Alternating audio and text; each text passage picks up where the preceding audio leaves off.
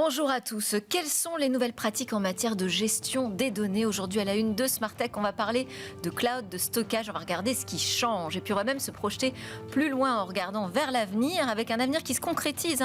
Nos données seront peut-être demain numérisées sur ADN. C'est une énorme transformation en perspective, notamment pour les data centers. Ce sera notre dernier sujet. Mais avant, en ouverture, je vous propose qu'on s'intéresse à 3 questions autour de l'IA et des smartphones. C'est la nouvelle compétition et c'est tout de suite dans Smart Tech. Nouveaux usages chez les utilisateurs, nouveaux terrains de jeu pour les fabricants de smartphones. On va voir à quel point l'intelligence artificielle, l'IA, bouscule ou peut bousculer ce paysage des smartphones. Je suis en compagnie de Pierre-Yves Wortmeyer. Bonjour. Bonjour. Vous êtes le directeur général France et Benelux de Motorola, spécialiste donc de la téléphonie mobile, filiale du groupe informatique chinois Lenovo. D'ailleurs, quelle synergie avec Lenovo? Alors beaucoup de synergies, beaucoup d'actualités. D'une part, entre le Tech World qui a eu lieu récemment, on a fait beaucoup d'annonces, et notamment les synergies qu'on en tire avec Lenovo sur l'annonce d'un nouveau portefeuille de produits nommé ThinkPhone, qui est donc l'extension des ThinkPad, où ces produits sont parfaitement communicants entre eux. Alors, l'intelligence artificielle, il me semble que c'est l'argument clé aujourd'hui sur les smartphones. Ça a dépassé l'argument du nombre de mégapixels de l'appareil photo, je pense. Est-ce que, d'après vous, on est même là à un moment où les cartes pourraient être redistribuées sur le marché à partir de cet argument de l'IA, puisqu'aujourd'hui, les plus imposants ne sont pas forcément Apple ou Samsung, en tout cas, il y a peut-être la place pour changer le marché. Il y a la place. Après, chacun déploie un petit peu l'intelligence artificielle selon la cible qu'il veut targeter, la valeur qu'il veut lui donner. Mais ça reste, entre guillemets, quand même naissant. Nous, on articule l'intelligence artificielle autour de deux grands piliers. Le premier, c'est notre développement interne autour de Moto AI. Donc là, c'est vraiment notre sauce interne et notre interprétation pour l'utilisateur de l'intelligence artificielle. Et ensuite, Moto AI, c'est des nouvelles fonctionnalités. Ce sont des nouvelles fonctionnalités autour de 3 piliers en fait, qui sont la photographie, le côté un peu prédictif, assisté. Qui permet vraiment d'améliorer. Typiquement en use case, vous prenez une photo, 15 clichés sont pris simultanément et l'intelligence artificielle va vous soumettre le meilleur des 15. Et condenser un petit peu ça. Et vous avez vos large action models, j'ai vu. Donc ça, c'est une annonce, c'est une preuve de concept. Ouais. Ça reste à l'état de concept, Ouais. qui a été annoncé lors de Tech World. Ça permet vraiment de laisser à l'intelligence artificielle, d'apprendre de vous, de vos usages et de le laisser interagir avec votre smartphone. On a vu lors du Tech World certains exemples comme commander un Uber, commander un café. Ce qui a été développé autour de ce large action model est assez unique. Ça reste une preuve un concept à l'heure à laquelle on se parle, mais c'est quelque chose qu'on pourrait laisser agir en autonomie sur son smartphone. Et c'est Eric Schmidt d'ailleurs, un ancien patron de Google, qui explique que ces modèles d'action en fait seront vraiment très stratégiques demain, et c'est vraiment ça qui va faire la différence sur la manière dont on va se servir de l'IA, où on trouvera vraiment les cas d'usage sans doute les plus pertinents, où finalement les agents vont discuter tout seuls avec nos machines.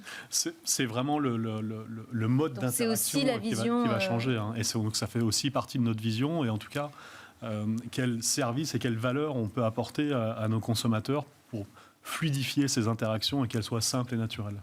Et un partenariat avec Meta, pourquoi ? Alors, le partenariat avec Meta, en fait, a été annoncé lors du Tech World. C'est un partenariat stratégique sur un autre usage, qui est la réalité virtuelle, et qui permet de prolonger l'interaction avec son smartphone directement dans son casque avec Meta. D'accord. Donc, ça veut dire que c'est tout un écosystème, en fait, qui est en train de se construire autour des applications, des usages. Et c'est à travers ça que vous pensez qu'on peut redistribuer les cartes du marché du smartphone? En fait, ça peut passer par beaucoup de partenariats. Alors sur l'intelligence artificielle, comme je disais, on est très attaché à Google, qui nous appartenions avant, mais on développe quand même nos solutions. Il y a d'autres partenariats qu'on met en place aussi pour se différencier, avec Bose, avec Pantone, avec Corning pour la durabilité des produits. Voilà, enfin, on établit un ensemble de partenariats qui permet de positionner la marque et en tout cas l'offre de façon très, très spécifique et très différente sur le marché. Alors, je parle de l'IA comme d'un nouvel argument clé, mais je ne sais pas, sur le marché du B2B pour les professionnels, c'est l'argument de la cybersécurité aujourd'hui, non ? C'est une raison pour laquelle on a mis sur le marché, enfin, on a prolongé cette gamme qui s'appelle ThinkPhone. On a mis sur le marché, annoncé un produit qui s'appelle le ThinkPhone 25, qui répond à 3 grandes préoccupations, la performance, la durabilité et la sécurité. Donc la sécurité, là, on s'appuie vraiment sur le savoir-faire de Lenovo dans l'informatique pour sécuriser nos smartphones comme on sécurise un PC.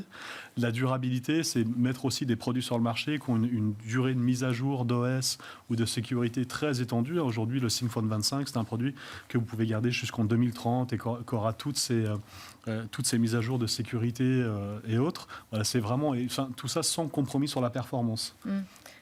Donc d'abord la sécurité quand même pour les pros, ou aussi on a besoin d'IA ? Alors l'IA, en fait, elle vient en chapeau en fait par-dessus l'ensemble de ces piliers, typiquement pour sécuriser votre smartphone avec MotoSafe. C'est l'IA qui agit et qui aide en fait cette sécurisation, qui aide à cette sécurisation. Il y a partout, décidément. Merci beaucoup, Pierre-Yves Wortmeyer. Je rappelle que vous êtes le directeur général France Benelux de Motorola. Allez, c'est l'heure de notre débat sur le stockage, le cloud. On va voir ce qui change sur ce marché. Quelles sont ces nouvelles pratiques en matière de gestion des données ? Aujourd'hui, on va parler cloud, stockage avec la recommandation d'experts. Les experts sont autour de la table déjà installés. Bonjour Bertrand Garré. Bonjour à tous. Rédacteur en chef de l'Informaticien qui appartient au groupe FICAD, dont est également issu le groupe, la chaîne Be Smart for Change. Et à côté de vous, Gabriel Ferrara, bonjour. Bonjour. Vous êtes le directeur technique de Pure Storage, spécialiste des solutions donc de stockage 100% flash. C'est comme ça que vous vous présenteriez ? Oui, donc des environnements, pour les environnements aujourd'hui tout à fait actuels, en multi-cloud hybride, avec des innovations également dans la manière dont on consomme, et pas uniquement sur l'utilisation, mais sur la consommation de l'IT en général. Voilà, parce que en fait, est-ce que la notion de stockage aujourd'hui suffit à présenter le sujet qu'on va adresser ? Qu'est-ce qui change dans ce domaine ? Bertrand ? En fait, le stockage évolue selon l'usage des données qui sont faites par les entreprises. Alors, au départ, les données étaient bien rangées dans des bases de données. C'était assez facile de les stocker. Après est arrivé le cloud et l'intérêt pour des données qui n'étaient plus dans les bases de données. Donc, on appelle ça les données semi-structurées ou non structurées. Et là, il a fallu faire évoluer le stockage pour pouvoir aussi s'intéresser à ces données et pouvoir les conserver. Donc ça a permis, entre guillemets, de voir apparaître, contrairement au stockage de base, qui était un stockage en bloc, c'est des petits bouts de 4 kilooctets ou un peu plus, vers le stockage de fichiers. Puis, plus tard, le stockage objet. Donc là, c'est des objets qu'on crée, etc., et qui correspondent un petit peu aux données qui sont dans le cloud. Mais on a vu, à cause de ça, une explosion du volume des données. Rien qu'une idée, à la fin de cette année, aura été créé 143 zettabytes de données. Je ne sais même plus le nombre de zéros que ça fait. Ce que j'allais demander, combien de zéros ? C'est énorme. Ouais. Et donc, aujourd'hui, avec l'intérêt qu'on a pour tout ce qui est intelligence artificielle, etc., en fait, c'est l'idée de pouvoir exploiter le maximum de données qui sont dans les entreprises. Du temps où c'était rangé dans des bases de données, en fait, il n'y avait que 15% des données de l'entreprise qui étaient utilisées pour faire des analyses. Aujourd'hui, on étend ça à toutes les données qui n'étaient pas dedans. Donc les données qui sont dans des mails, des données qui sont dans des audios, des données qui sont dans des vidéos. Bref, ça devient énorme. Et pour ça, il a fallu, quelque part, que le stockage s'adapte. Donc on a vu après des problèmes de performance. Donc il a fallu que le hardware s'adapte pour avoir la performance, pour traiter ces volumes de données. Petit 2, après, sous la demande des utilisateurs, on a traité le problème de latence, c'est-à-dire le temps d'accéder à la donnée ou de la récupérer. Et donc là, on est passé du disque hardware classique qu'on connaissait, le disque mécanique, vers le flash, vers le SSD, enfin des choses qui apportaient de la performance. La rapidité, ouais. À partir de là, vu le volume et le fait que, de toute façon, les données étaient déportées, parce qu'aujourd'hui, on parle de cloud. Non, toutes les entreprises, elles sont multi-cloud. Elles utilisent du SaaS, elles utilisent Salesforce, Workday, SAP, Oracle, etc. Donc, elles sont dans différents clouds. Et pour pouvoir traiter ces données dans les différents clouds, il a fallu aussi que le stockage se déporte aussi dans le cloud. Donc, en fait, on a vu une évolution du stockage vers le logiciel. Pure Storage, j'en ai un bon exemple. Ils vendent des baies, mais le contrôleur, il est logiciel.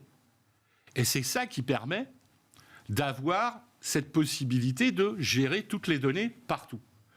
Et c'est ça qui est important aujourd'hui, c'est de pouvoir voir que le stockage n'est plus juste un serveur dans un coin, c'est aussi un moyen de gérer toutes les données, où qu'elles soient, pour protéger l'entreprise et pouvoir les récupérer. Donc ça amène de la complexité. Alors ça a complètement, j'imagine, transformé le métier, mais ça amène aussi de la complexité. Comment est-ce qu'on peut aider justement les services qui s'occupent des systèmes d'information, de la gestion des données, qui travaillent aujourd'hui sur l'IA, sur l'exploitation de toute cette intelligence dans l'entreprise? Comment on peut les aider justement à gérer cette masse d'informations? C'est un des enjeux majeurs des entreprises et des organismes publics. Donc Bertrand le disait, les usages changent, on accède à beaucoup plus de données. Et encore, on est au tout début de cette ère numérique.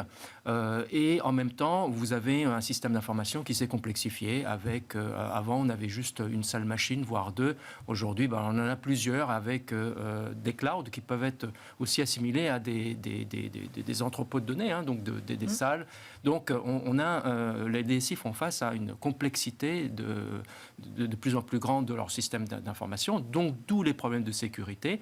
Et vient se greffer des notions de compliance. Donc on a l'IS2, les directives, on a les lois européennes qui arrivent. Justement, on doit se préparer justement à l'arrivée et l'application de directives européennes qui apportent des nouvelles contraintes ou des nouvelles obligations, en tout cas en matière de sécurité. Qu'est-ce que ça va changer, NIS2, dans le domaine du stockage ? Alors, beaucoup de choses. La directive, que ce soit NIS2 ou DORA d'ailleurs, est assez large. Elle ne se focalise pas uniquement d'ailleurs que sur l'IT, mais c'est beaucoup plus large. Il y a un gros effort. En France, NIS2 touche à peu près 35 000 entreprises. Donc, c'est pas anodin. Il y a un effort de mise en conformité. Il y a beaucoup d'aspects de sécurité à revoir, et notamment sur la continuité d'activité, tout ce qui est reporting d'incidents, reprise sur incident.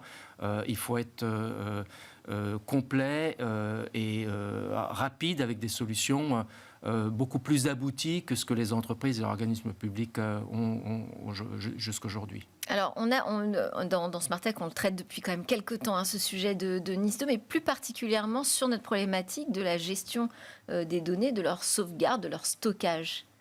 Quel impact ça va avoir ? Alors, en fait, ce qu'impose NIS2, DORA, etc., c'est un problème fondamental de l'entreprise. C'est la résilience de l'entreprise.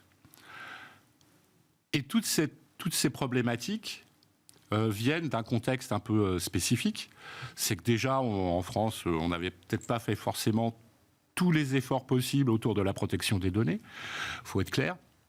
Petit 2, il y a un risque. Aujourd'hui, vous êtes une grande banque. Il y a un risque systémique si vous prenez une attaque, quelle qu'elle soit APT, ransomware, etc., que ça fasse tomber une bonne partie du système financier. Donc DORA, c'est du NIS2 x2. Ouais.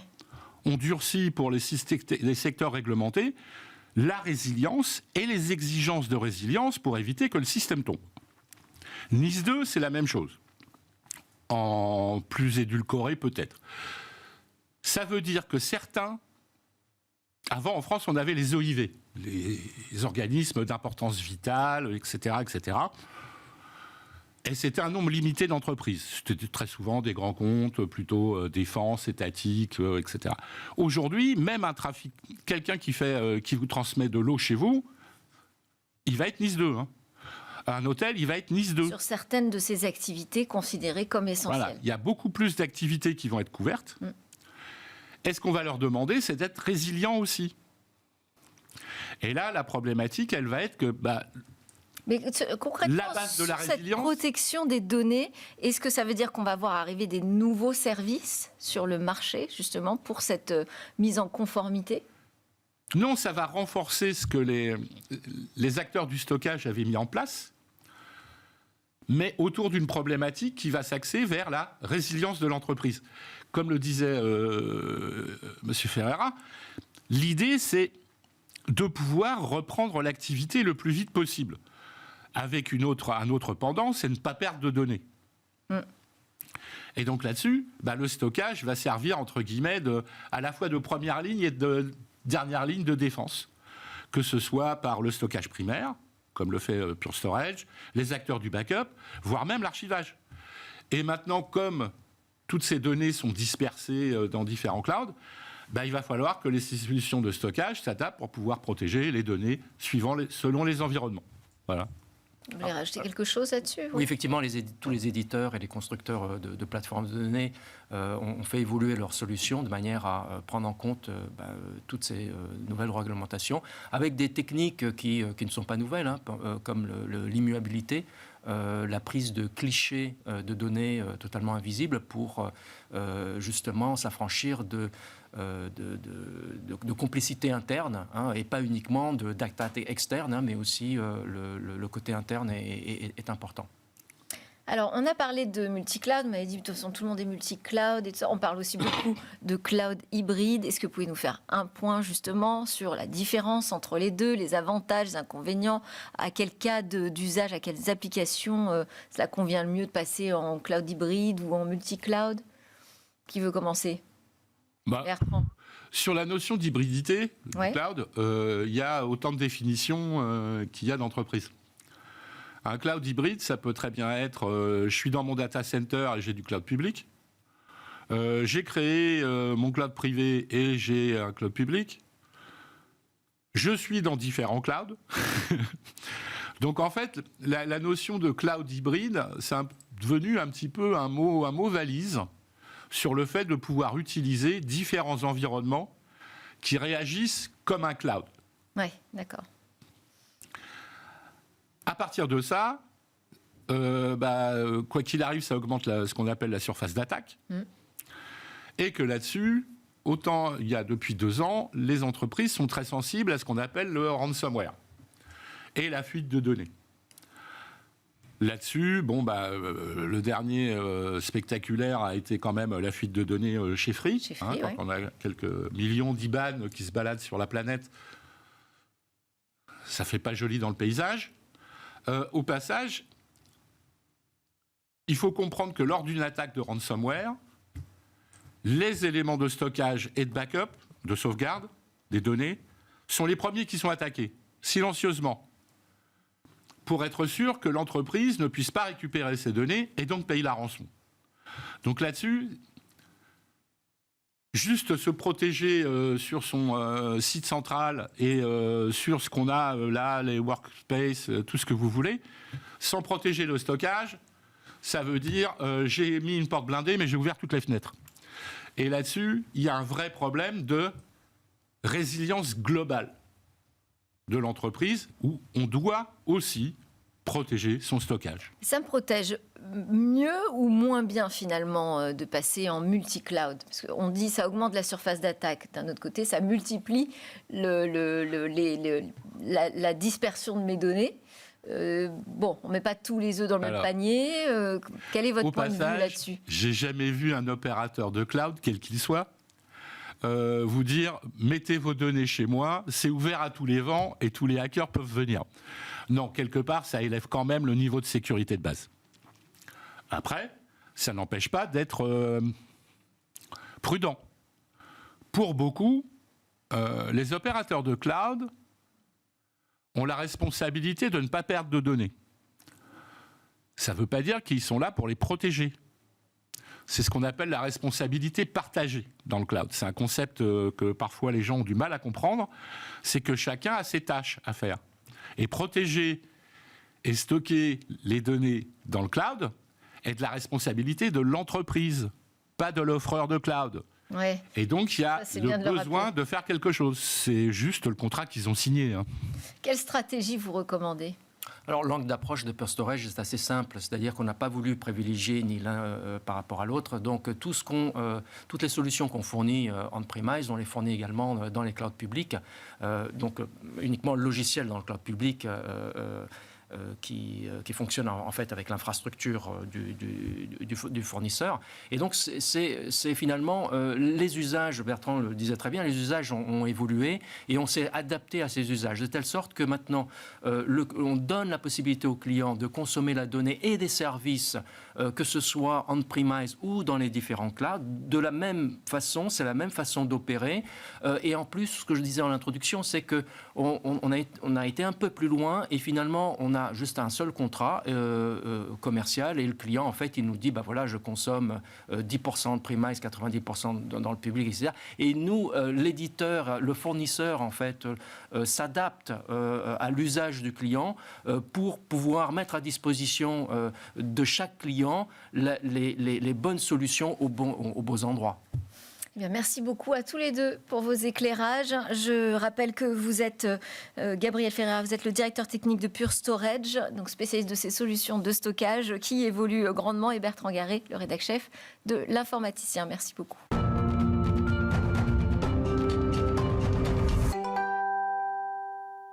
On termine cette édition avec une solution de stockage originale que j'adore, stockage de données sur ADN. Bonjour Erfan Arwani. Bonjour. Vous êtes le président cofondateur de BioMemory, entreprise de biotechnologie dont l'idée est née au sein d'un laboratoire commun au CNRS et à Sorbonne Université. Je vous ai reçu en 2022. Vous aviez alors réalisé une première mondiale, c'était le stockage d'archives nationales sur de l'ADN. Plus précisément, vous aviez encodé la Déclaration des droits de l'homme et du citoyen de 1789, mais aussi la Déclaration des droits de la femme et de la citoyenne de 1791. Alors sur de l'ADN synthétique, hein, je précise, c'est-à-dire c'est pas de l'ADN vivant, c'est une reproduction chimique. C'est ça, c'est pas de l'ADN génomique, c'est-à-dire un ADN qui code pour des choses qui seraient du vivant, c'est vraiment la molécule, le polymère inerte pour porter de l'information. Et alors, pour tous ceux qui n'ont pas vu l'émission en 2022, on va rappeler quand même comment fonctionne ce processus de stockage sur ADN synthétique. D'abord, pourquoi on le fait ? On le fait parce qu'on a des petits soucis dans les centres de données actuels où la donnée prend beaucoup de place et donc consomme de l'énergie parce que ça prend de la place. Et donc, on cherche, c'est-à-dire tous les géants de la technologie, les startups du monde entier cherchent des solutions pour stocker plus durablement, plus efficacement dans les data centers. Une façon de faire est de ne pas utiliser l'électronique, mais d'utiliser d'autres choses, parmi lesquelles des molécules, des polymères. Et le meilleur candidat qui a été identifié aujourd'hui, c'est l'ADN, parce qu'il est 10 millions de fois plus dense que n'importe quel support électronique actuel. En fait, c'est du biomimétisme, parce que dans Smart Tech, on a une chronique régulière sur le biomimétisme, vous le savez, puisque vous êtes un fidèle de l'émission. C'est du biomimétisme, on reproduit en fait le patrimoine génétique stocké sur notre ADN, c'est un peu ça l'idée, on va stocker des données sur de l'ADN synthétique. Vous avez tout à fait raison, c'est du biomimétisme, c'est-à-dire d'aller chercher des efforts qui ont été faits par la nature pour des fonctionnalités. En l'occurrence, l'ADN, ça a été inventé par la nature il y a presque 4 milliards d'années dans le but de stocker de l'information et de la transmettre. Donc nous, on va reprendre la partie stockage. Et comme ça a été affiné pendant 4 milliards d'années, le produit est très au point en fait. Ce n'est pas nous qui l'avons mis au point, c'est vraiment la nature. Et les avantages, vous avez commencé à l'évoquer, hein, les enjeux autour des data centers, mais donc c'est réduire cet espace de stockage de manière considérable, hein, parce que la dernière fois sur ces archives nationales, c'était un contenant très, très petit, une toute petite capsule hein, que vous m'aviez confiée. Donc réduire l'espace de stockage, réduire aussi la consommation énergétique. Qu'est-ce qui s'est passé depuis 2022 ? Depuis 2022, il s'est passé plein de choses. En 2022, on avait fait une première levée de fonds qui nous a permis de devenir progressivement le leader mondial du sujet. Donc on est devant les Américains notamment. On a pris de l'avance. On a une stratégie scientifique qui a porter ses fruits. Et aujourd'hui, on a 2 choses sur lesquelles on est vraiment très fort. La première, c'est qu'on a réussi à descendre le prix énormément. On a des consommables qui sont 10 000 fois plus chers, 10 000 fois moins chers, pardon. J'espère, oui. Moins chers que chez les concurrents. Et aussi, on a une capacité à créer de l'ADN de manière beaucoup plus rapide et beaucoup plus fiable. Alors de l'ADN digital, hein, pas de l'ADN génomique. Et donc, au vu de ces résultats, on a décidé d'accélérer davantage. On est en train de clôturer une levée de fonds assez importante qu'on annoncera probablement vers la fin du mois. Et on recrute énormément de personnes. Quand c'est vu, je crois qu'on était 5 ou 6. C'est une levée auprès de fonds français, souverains, européens? C'est une bonne question, oui. De manière étonnante, on arrive à faire de la deep tech encore en France sur des sommes de levée qui sont relativement importantes. Oui, c'est encore souverain. Aujourd'hui, vous êtes incubé en France, vous êtes soutenu déjà par BPI France. Oui, notre principal incubateur, c'est BPI Le Hub, chez BPI France. Et on a un accélérateur aussi qui nous fait confiance, qui s'appelle le CDL, le Creative Destruction Lab, qui a ce qu'on appelle une stream, Next Generation Computing. Ça se fait entre Paris et Berlin. D'accord. On est avec le quantique, on est avec d'autres efforts. Alors, la dernière fois, je parlais d'une petite capsule que vous m'aviez apportée. Là, aujourd'hui, c'est une carte. Oui. Donc ça, c'est un prototype, j'imagine, du produit que vous souhaitez développer. La carte est plus grande quand même que la petite capsule que j'ai vue la dernière fois. Oui, parce mais elle est plus plate. Tout à fait. Alors expliquez-moi, qu'est-ce qui change? La problématique est toujours la même. Dans des phases d'industrialisation, quand on va en faire beaucoup et que ça marche partout sans intervention humaine, il faut robotiser, il faut automatiser. Capsule, c'est compliqué à automatiser, robotiser. Une carte, la forme d'une carte bancaire, il existe déjà beaucoup de robots disponibles sur le marché. Vous les connaissez, hein, oui. Mastercard, Visa, tous ces gens-là. Donc nous, on ne fait que réutiliser des produits qui fonctionnent. Et on va y ajouter notre support à nous, l'ADN, dessus. Et combien on stocke de données sur une carte comme ça, type format carte de crédit? On va aller pour la fin de la décennie, hein, c'est encore en construction, sur 1 pétaoctet de données, c'est-à-dire l'équivalent d'1 million de téraoctets. Le téra, c'est ce que vous avez classiquement dans un ordinateur portable de bureau. Et ça, ce sera vendu au grand public Dans un premier temps, non, parce que c'est un produit qui nécessitera un achat important au départ. C'est plutôt destiné à des professionnels, donc des gens qui ont une salle technique, ce qu'on appelle un data center. Et après, on verra. Dans les data centers, en fait, au lieu d'avoir des grands racks, on pourrait avoir des cartes, simplement? On aura toujours des grands racks, et dans les grands racks, il y aura des milliers de cartes. D'accord. C'est ça qui va se passer. D'accord. Et aujourd'hui, vous êtes déjà en discussion avec des data centers. Qu'est-ce que ça change pour eux? Parce que je le disais un peu en introduction, c'est une transformation phénoménale pour un data center de passer à cette dimension-là. On est sur le stockage. Effectivement énormément en discussion avec les data centers depuis le début. Certains propriétaires de cloud providers ont déjà investi directement chez Biomemory. On a aussi des clients et on recrute chez les cloud providers. Notamment, on vient d'être rejoint par un nouveau directeur technique qui est l'ancien directeur de la R&D de Scaleway. Voilà, tout ça est le même monde, le même écosystème. D'accord. Donc aujourd'hui, ils sont, enfin, en tout cas ceux que vous avez contactés sont prêts pour cette révolution. Mais qu'est-ce que ça va engager comme transformation pour eux? Finalement, pas grand-chose. Pas grand-chose. Aujourd'hui, l'idée, c'est que ça puisse être compatible avec les data centers, les centres de données existants. Tout à fait. On ne veut pas envoyer des biologistes dans les data centers. On veut qu'il y ait zéro changement. Donc, on fabrique des racks exactement comme ceux qui existent aujourd'hui dans les data centers. Tout fonctionnera à l'identique. L'interfaçage au niveau logiciel, au niveau matériel est le même.